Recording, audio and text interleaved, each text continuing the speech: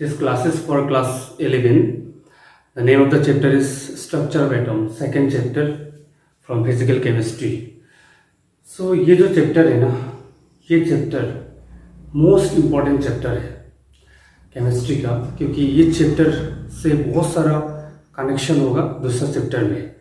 Already हम लोग ये मालूम चल गया कि जो मैटर्स है, मतलब anything in the universe which is mass and occupies some space, they are called matter. और मैटर किससे बनता है? मॉलिक्यूल्स किससे बनता है? एटम्स.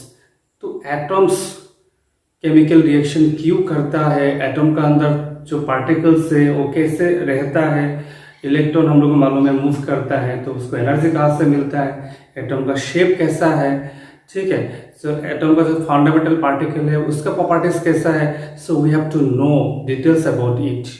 स्टार्टिंग में थोड़ा सा बोरिंग है क्योंकि डिस्कवरिंग पार्ट, ठीक है, थोड़ा एक्सपेरिमेंटल है, लेकिन धीरे धीरे चैप्टर्स बहुत कॉन्सेप्चुअल है, बहुत इंटरेस्टिंग है, समझ में आने से बहुत इंटरेस्टिंग है. अब देखना बाद में ये लगेगा क्लास 10 का जो आपका टॉपिक था व 9 का टॉपिक था खूब बहुत इजी था, क्योंकि विदाउट कॉन्सेप्ट कोई चीज़ को याद करना it is very very difficult for in case of science.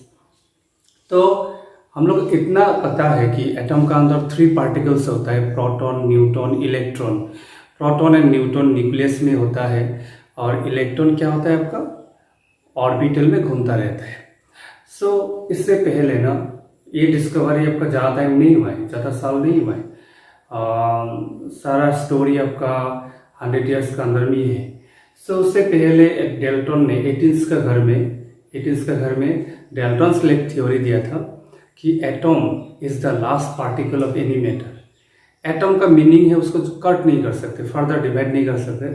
लेकिन उस टाइम में ये भी काफ़ी बड़ा कंसेप्ट था जो वो स्कूल टीचर था, क्योंकि देखो अभी तो माइक्रोस्कोप हो गया, अभी कोई भी इस दस्तर है, ये दस्तर है, मान लेते हैं कि ये दस्तर का अंदर सब छोटा छोटा पार्टिकल से बना हुआ है, कोई भी इमेजिन नहीं कर सकता है विदाउट कॉन्सेप्ट ना. सो अब ये गाँव का एक आदमी को पूछो कि इसका अंदर क्या है, किससे बना हुआ है, थोड़ा भी आइडिया नहीं होगा. तो उस टाइम में माइक्रोस्कोप का बिना डेल्टन ने जो बताया था वो भी बहुत इंपॉर्टेंट था. उसके बाद फर्दर एक्सपेरिमेंट हुआ है, उसके बाद मालूम चला कि नहीं, एटम को भी हम लोग पार्ट कर सकते हैं. Atom is further divided into 3 particles, proton, neutron and electron. Proton, neutron, electron जो है ना फंडामेंटल. और एक बात याद रखना, किसी भी एटम का अंदर जो प्रोटॉन का नंबर है ना वो फिक्स्ड होता है एंड कांस्टेंट होता है, यूनिक होता है. जैसे कार्बन में प्रोटॉन 6 है, वो हमेशा 6 रहेगा, दूसरा एटम का प्रोटॉन का नंबर 6 नहीं हो सकता है. So chemical behaviour of any atom और element also depend on what? Atomic number. और एटॉमिक नंबर मतलब number of proton. Electron number fix नहीं होता है, कभी इलेक्ट्रॉन कभी शेयर होता है, कभी गेन होता है, कभी डोनेट होता है. ओके, न्यूट्रॉन भी डिफरेंट होता है. इस रिगार्डिंग हम लोग कुछ टर्म्स पढ़ेंगे. They are isotope, isobar. Okay, so अभी देखो अभी हम लोग सबसे पहले डिस्कवरी ऑफ इलेक्ट्रॉन पढ़ेंगे. डिस्कवरी ऑफ इलेक्ट्रॉन का डिस्कवर किया था जे थॉमसन, इसलिए he is known as father of electronics, क्योंकि इलेक्ट्रॉन डिस्कवरी का बाद अब मैग्नेटिज्म और इलेक्ट्रिसिटी में काफी डेवलपमेंट आया. दैट्स व्हाई उसको फादर ऑफ क्या बोला जाता है? इलेक्ट्रॉनिक्स. अभी देखो उसने एक एक्सपेरिमेंट किया था, ठीक है. ये क्लास में पूरा डायग्राम नहीं दिखा है. ये ग्लास क्यूब है. ग्लास क्यूब का अंदर 2 रॉड है, one is cathode, other is anode. ठीक है. सो कैथोड नेगेटिव से कनेक्टेड है बैटरी का साथ, वोल्टेज सोर्स का साथ, और जो एनोड है वो पॉजिटिव के साथ कनेक्टेड है. ठीक है. तो ये नेगेटिव है तो ये भी नेगेटिव होगा, ये पॉजिटिव है तो ये भी क्या होगा? पॉजिटिव होगा. और ये वोल्टेज जो है ना बहुत हाई वोल्टेज है. हाई वोल्टेज क्लास 10 में थोड़ा बहुत पढ़ा होगा वोल्टेज क्या होता है, और ये भी पढ़ा होगा कि इलेक्ट्रिक फील्ड का बारे में थोड़ा बहुत मालूम होगा. सो इलेक्ट्रिक फील्ड का हमेशा क्या होता है? डायरेक्शन होता है पॉजिटिव टू नेगेटिव. ठीक है, पॉजिटिव टू नेगेटिव. और इलेक्ट्रिक फील्ड में देखो ये पॉजिटिव प्लेट है ना, ये नेगेटिव प्लेट है. थोड़ा बहुत हम बता जाते हैं, फील्ड का डायरेक्शन हमेशा पॉजिटिव टू क्या होता है? नेगेटिव होता है.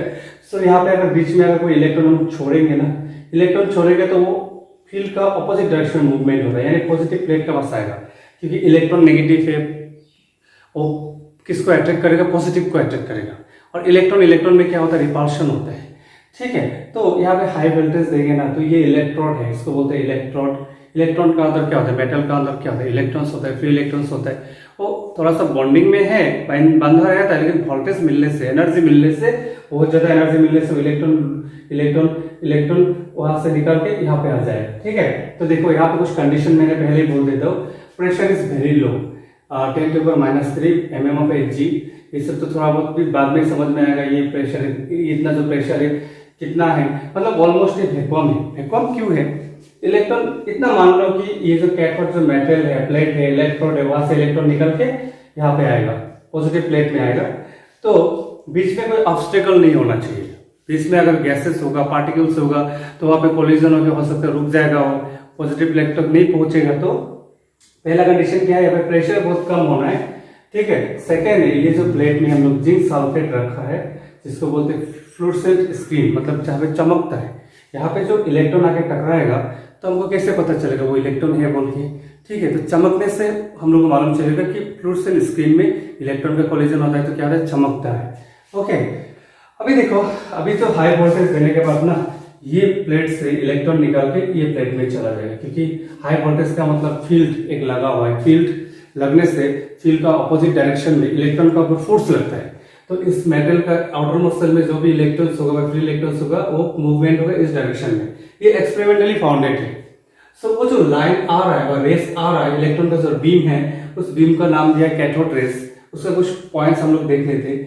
They are negatively charged. कैसे पता चला? क्योंकि वो पॉजिटिव प्लेट के पास जा रहा है, इसलिए मालूम चलो वो क्या है, जो पॉजिटिव प्लेट का टुवर्ड्स मूव होगा, इसका मतलब वो पार्टिकल्स क्या होगा, नेगेटिव होगा। So they travel in a straight line. इसको कैसे पता चला? ये जो स्ट्रेट लाइन में मूव कर रहा है, यहाँ पे कुछ रखने से शेडो फ्रॉम होता है। तो हम लाइट में भी लोअर क्लास में पढ़ा होगा, लाइट शेडो फ्रॉम का क्यों होता है? क्योंकि light moves in straight line. बाद में पता चलेगा वेव नेचर भी है, लेकिन पार्टिकल नेचर भी है। फिर दे पॉजेस काइनेटिक एनर्जी, जो इलेक्ट्रॉन मूव कर रहा है, तो कोई भी मूवमेंट पार्टिकल्स का क्या होता है, काइनेटिक एनर्जी होता है। इसका मतलब ये भी मालूम चला इलेक्ट्रॉन का थोड़ा बहुत मास भी है। काइनेटिक एनर्जी कब होगा? जब थोड़ा मास होगा, और क्या होगा, वेलोसिटी होगा। They are made up of small particle. ठीक है, मिलकर पार्टिकल जो है ना, वो खाली आंखों से देख नहीं पा रहा था, तो इससे क्या पता चलता है, पार्टिकल्स आर वेरी स्मॉल। उसके बाद है आपका they are deflected towards positive plate in electric field. Already मैं बोल चुका हूं कि ये लोग किसके पास आ रहा है, पॉजिटिव प्लेट के पास आ रहा है। ठीक है। नेक्स्ट है they are deflected in magnetic field. ये तो आपको जाके इलेक्ट्रोमैग्नेटिज्म में समझ में आएगा। एक्चुअली मैग्नेटिक फील्ड में डिफ्लेक्ट होता है। ऑब्वियसली बात है कि चार्ज पार्टिकल अगर मैग्नेटिक फील्ड में मूव करता है तो उसके ऊपर फोर्स लगता है। हाँ, क्लास 10 में पढ़ा है, फोर्स लगता है QVB। सो फोर्स का वजह से उसका क्या होता है, डिफ्लेक्शन होता है। उसके बाद है आपका दे प्रोड्यूस फ्लूरेसेंट, मतलब चमकता है। और चमकने वाला पार्टिकल क्या होता है जनरली? हाँ, फ्लूरेसेंट में अगर चमकता है तो वो नेगेटिव चार्ज होता है, चार्ज पार्टिकल होता है। अभी देखो, एक इंपॉर्टेंट पॉइंट मैं दे रहा हूँ, very very important. On changing the gas, मतलब यहाँ पे थोड़ा बहुत गैस है ना, इसको चेंज करो। और electrode material, the properties of cathode rays remain same, the particles of cathode rays are fundamental. इसका मतलब है कि इसका अंदर का जो गैस है, एक्चुअली गैस को आप भूल जाओ, क्योंकि इलेक्ट्रॉन निकल रहा है प्लेट से। ये प्लेट का मेटल को आप चेंज करते जाओ, एल्यूमिनियम रखो व कॉपर रखो व जिंक रखो, एक का बाद एक चेंज करते जाओ। देखना ये जो पार्टिकल्स जो निकल रहे हैं उसका प्रॉपर्टी क्या है, सेम मिलेगा। इसका मतलब क्या है कि इलेक्ट्रॉन ही है, किसी भी बॉडी का अंदर हो वो इलेक्ट्रॉन का प्रॉपर्टी, सबका इलेक्ट्रॉन का प्रॉपर्टी क्या है, सेम है। इसका मतलब एटॉम का अंदर कोई भी एटॉम हो, हाइड्रोजन हो, हीलियम हो, नाइट्रोजन हो, जो भी हो, किसी भी एटॉम का अंदर जो इलेक्ट्रॉन है, सब इलेक्ट्रॉन का प्रॉपर्टीज क्या है, सेम है। इसका मतलब this is a fundamental particle, this is a fundamental particle. Get a point, very very important. मतलब प्लेट को चेंज करते जाओ, आपका इलेक्ट्रॉन जो निकलेगा जो कैथोड रेस से, उस कैथोड रेस का प्रॉपर्टीज क्या होगा, सेम होगा। और एक इंपॉर्टेंट बात है, इस इलेक्ट्रॉन का जो इलेक्ट्रॉन कैथोड रेस जा रहा है, उस इलेक्ट्रॉन का charge by mass ratio, charge electron का चार्ज कितना है, 1.6 into 10 to the power 1.6 into 10 to the power -19 coulomb. और मास कितना है, मास है 9.1 into 10 to the power -27 gram. Okay, no KG. ठीक है, तो ये वैल्यू मिलेगा। ये वैल्यू जो मिलेगा इसका यूनिट होगा coulomb per KG, coulomb per KG. ठीक है, कूलम पर केजी है। सो आप इसको ना बुक से चार्ज और मास को इक्वलिटी देके पुट करके देखो, चार्ज बाय मास रेशियो ये इतना आएगा, और ये हर एक इलेक्ट्रॉन के लिए सेम है। हर एक इलेक्ट्रॉन के लिए वैल्यू क्या है, एक्सपेरिमेंटली फाउंड है, सेम है। तो इस टाइप से, इस हिसाब से, मतलब ये एक्सपेरिमेंट से जे थॉमसन ने इलेक्ट्रॉन को आइडेंटिफाई किया था कि किसी भी मैटर का अंदर जो फंडामेंटल एक पार्टिकल है, इसका नाम क्या है, इलेक्ट्रॉन। सो कुछ पॉइंट्स है जो एंट्रेंस में पूछ देते हैं, तो पॉइंट्स को तब एनालिसिस करना, ठीक है, लेकिन समझ के आगे बढ़ना। So next is Millikan oil drop experiment. खाली इसमें इतना आपको जानना है कि ये एक्सपेरिमेंट से इलेक्ट्रॉन का चार्ज का वैल्यू कैलकुलेट हुआ है, दैट इज 1.6 × 10⁻19 कूलम। इस वैल्यू को आपको याद रखना है, बहुत सारी जगह में जरूरत होगा, इलेक्ट्रिसिटी में इसको तो जरूरत होगा। मास हो गया 9.1 × 10⁻31 kg, और ग्राम में लिखोगे तो 9.1 × 10⁻28 ग्राम। ठीक है, कभी कभी ग्राम में भी जरूरत है, कभी कभी केजी में भी जरूरत है। सो कभी कभी ऑब्जेक्टिव क्वेश्चन आता है, सेम कॉन्सेप्ट ना, क्लास 12 में आपको फिजिक्स में पढ़ना है, एटॉम एंड न्यूक्लियस बोल के एक चैप्टर आएगा। तो वो जो एटॉम एंड न्यूक्लियस चैप्टर जो क्लास 12 फिजिक्स में होगा, उसका ऑलमोस्ट ऑल टॉपिक मैंने यहाँ पे पढ़ा दूंगा। ओके, सो उसमें भी आपको एक क्वेश्चन आता है फाइनल एग्जाम में कि कौन सा एक्सपेरिमेंट से ये मालूम चला है कि इलेक्ट्रॉन का चार्ज इतना है बोल के। Okay, that is Millikan oil drop experiment.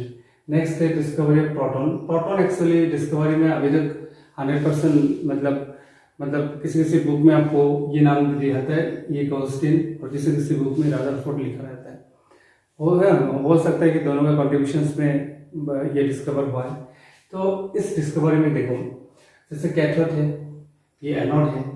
इस केस में ना देखो, इलेक्ट्रॉन्स तो आउटर मोस्ट सेल में रहता है। तो इलेक्ट्रॉन जनरली क्या होता है, एक एटॉम से निकाल के व एक मेटल से निकाल के दूसरा में जा सकता है। ठीक है, इलेक्ट्रॉन डोनेट बाय गेन हो सकता है, मतलब जो प्रोटॉन है वो न्यूक्लियस में रहता है, इसको निकालना it's not a easy task. So इस केस में थोड़ा एक्सपेरिमेंट थोड़ा अलग टाइप से होगा। इस पर प्लेट का उतना रोल नहीं है, अंदर में जो गैस रखा है ना, गैस का प्रेशर थोड़ा ज़्यादा है, उसमें 10⁻³ था, यहाँ पे 10⁻1 है। तो 10⁻1 is very very greater than 10⁻³ mm of Hg। Okay, तो यहाँ पे गैस है। जब दो एनोड और कैथोड का जिसमें हाई वोल्टेज दिया है, बहुत हाई वोल्टेज दिया है, तो क्या होगा, यहाँ पे जो गैस होगा वो आयोनाइज्ड होगा। आयोनाइज्ड मतलब इलेक्ट्रॉन्स जो निकलेगा वो इस डायरेक्शन में मूव होगा। इलेक्ट्रॉन जो निकलेगा, इलेक्ट्रॉन, ठीक है, जो इलेक्ट्रॉन निकला है, इलेक्ट्रॉन इस डायरेक्शन में मूव होगा, क्योंकि इलेक्ट्रॉन पॉजिटिव की तरफ मूव होगा, और जो आयन होगा, पॉजिटिव आयंस होगा गैस का, पॉजिटिव आयंस वो जाएगा आपका नेगेटिव का पास, तो आयोनाइज्ड होगा। ठीक है, आयोनाइज्ड होगा। इस बार आपको नेगेटिव आयन, इलेक्ट्रॉन अगर कहीं से लॉस होता है ना, इलेक्ट्रॉन लॉस होता है तो that become positive ion. Positive ion जाएगा आपका नेगेटिव का पास, नेगेटिव आयन जाएगा पॉजिटिव का पास। सो एनोड से जा रहा है ना, उस बार कैथोड से इलेक्ट्रॉन एनोड का पास जा रहा था, कैथोड रेस बोला जाता है। कैथोड से जहां से जा रहा है उसका हिसाब से नाम हुआ था, इलेक्ट्रॉन को कैथोड रेस बोला जाता है। लेकिन इस बार इसको हम लोग क्या बोलेंगे, एनोड रेस इंपॉर्टेंट है। हाँ, प्रोटॉन को हम लोग क्या बोलते हैं, पॉजिटिव आयंस को एनोड रेस, और उसका और एक नाम है कैनोड रेस। सो देखो, इस जो रेस है, अभी हम लोग इलेक्ट्रॉन को तो डिस्कवरी हो गई, इलेक्ट्रॉन का तो हम लोग अभी नहीं देखेंगे। हम लोग जो यहाँ पे पॉजिटिव आयंस है वो आपको कैथोड का पास जा रहा है, उसको देखेंगे, वो रेस को हम लोग देखेंगे। तो they are made up of charge particles. ठीक है, उसका प्रॉपर्टी देखा गया, वो चार्ज पार्टिकल्स है। नेक्स्ट है, उसका जो ओरिजिन है वो प्लेट से नहीं था। इलेक्ट्रॉन का ओरिजिन था क्या था, प्लेट से था, इलेक्ट्रोड से था। इस बार गैसेस आयंस है ये जो पॉजिटिव आयंस है ना, इसका ओरिजिन का है गैसेस आयंस, गैस से निकल रहे हैं। They are depend upon nature of gas taken. हाँ, दिस वन इंपॉर्टेंट पॉइंट। उस गैस में प्लेट से डायरेक्टली इलेक्ट्रॉन निकल गया था, तो इलेक्ट्रॉन का कोई भी प्लेट से निकले तो प्रॉपर्टीज क्या होता है, सेम होता है। लेकिन इस केस में ना, अगर हम हाइड्रोजन गैस लेंगे तो हाइड्रोजन गैस से आयन निकलेगा ना, तो हाइड्रोजन प्लस होगा। हाइड्रोजन प्लस में प्रोटॉन कितना है, ओनली 1। हाइड्रोजन में न्यूट्रॉन भी नहीं होता है, जनरल हाइड्रोजन में न्यूट्रॉन नहीं होता, ये बात को याद रखना। एक इलेक्ट्रॉन था, हाइड्रोजन का इलेक्ट्रॉनिक कंफिगरेशन क्या है, 1। न्यूक्लियस में एक प्रोटॉन होता है, आउटर मोस्ट शेल में एक इलेक्ट्रॉन होता है। तो एक इलेक्ट्रॉन अगर निकल गया तो इस साइड में आ गया, और ये जो आयन है, ये आयन का मतलब क्या, एक प्रोटॉन है, वो उस साइड में जा रहा है। नेक्स्ट अगर हीलियम लेंगे ना, हीलियम होगा तो हीलियम +2 हो जाएगा। सो यहाँ पे प्रोटॉन कितना है 2, न्यूट्रॉन कितना है 2। इसका मतलब है ये जो हीलियम +2 होगा तो आपका क्या होगा, वो चार्ज का नेचर अलग हो जाएगा, क्योंकि तो प्रोटॉन है, चार्ज थोड़ा ज्यादा होगा। इसका मतलब they are depend upon nature of gas taken. हम लोग कौन सा गैस ले रहे हैं उसका ऊपर उसका नेचर डिपेंड होगा। अभी देखो charge by mass ratio depend upon nature of gas. Obviously बात है कि अगर हाइड्रोजन होगा तो चार्ज क्या होगा, चार्ज हो जाएगा एक प्रोटॉन का चार्ज डिवाइड बाय एक प्रोटॉन का मास। हीलियम होगा तो 2 प्रोटॉन का चार्ज डिवाइड बाय प्रोटॉन और न्यूट्रॉन का मास, क्योंकि प्रोटॉन का भी मास होता है न्यूट्रॉन का भी मास होता है, तो चार्ज बाय रेशियो चेंज हो जाएगा। फिर देखा गया बहुत सारा गैस लेके एक्सपेरिमेंट किया गया, तो देखा गया कि जो चार्ज बाय मास रेशियो है, वेरी वेरी इंपॉर्टेंट, सबसे हाईएस्ट होता है कौन सा गैस के लिए, हाइड्रोजन गैस के लिए। हाइड्रोजन गैस सबसे लाइटेस्ट गैस है, सबसे हल्का गैस है। बाद में देखा गया जो चार्ज बाय मास रेशियो सबसे ज्यादा होता है हाइड्रोजन गैस के लिए, इसका मतलब हाइड्रोजन गैस के अंदर एक ही प्रोटॉन होता है। इसका मतलब वो जो आयंस इधर मूव कर रहा था वो असली में एक प्रोटॉन है, तो उसी से नाम दे दिया। ये जो चार्ज बाय मास रेशियो जिस गैस के लिए सबसे हाईएस्ट है वही एक प्रोटॉन है, दैट इज 1 प्रोटॉन। इस टाइप से प्रोटॉन का डिस्कवरी हुआ है।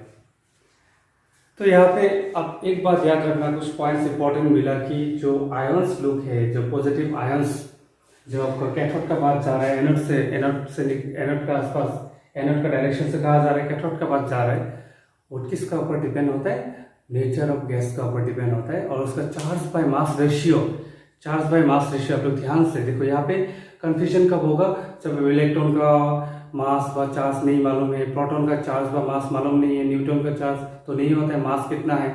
और मैं मोलकस में बताया था प्रोटॉन और न्यूट्रॉन का मास का वैल्यू क्या है, सेम है। तो कौन सा एटॉम में कितना प्रोटॉन है, कितना इलेक्ट्रॉन है, कितना न्यूट्रॉन है, you have to remember up to zinc. इसको एकदम पूरा नीट एंड क्लीन करके याद रखो, देखना धीरे धीरे समझ में आ जाएगा।